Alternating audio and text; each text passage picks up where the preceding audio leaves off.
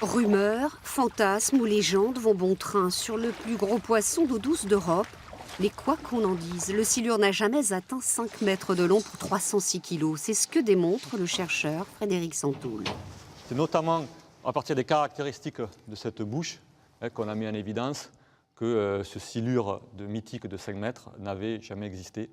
On a confondu la taille maximum de cet esturgeon qu'on a attribué au silure. Parce que dans les temps anciens, le terme silurus voulait dire gros poisson. Donc de silurus, on est passé à silure.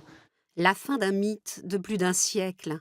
Paru dans la revue Ecological Society of America, Frédéric Santoul et son équipe y développent des arguments biologiques imparables, basés sur des données connues, notamment le rapport taille-poids. L'individu le plus gros recensé fait un peu plus de 2,70 m pour environ 130 kg, mais on n'a jamais capturé aucun silure entre 3 mètres et 5 mètres. Connu pour avoir filmé pour la première fois en 2012 les techniques étonnantes de chasse aux pigeons du silure dans le Tarn.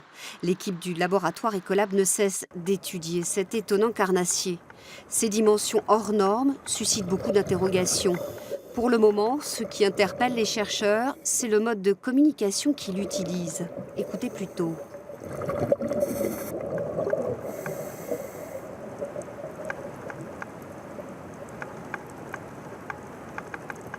Un aquarium ou un milieu naturel, on a pu enregistrer des sons de silure. Alors on peut avoir des sons isolés ou on peut avoir des sons répétés avec des bruits ou alors des bruits seuls.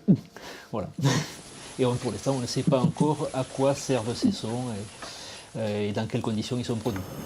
En collaboration avec le laboratoire d'acoustique de Saint-Étienne, les premiers enregistrements sonores introduits en milieu naturel sont troublants. Ce qui est sûr, c'est que les individus se répondent.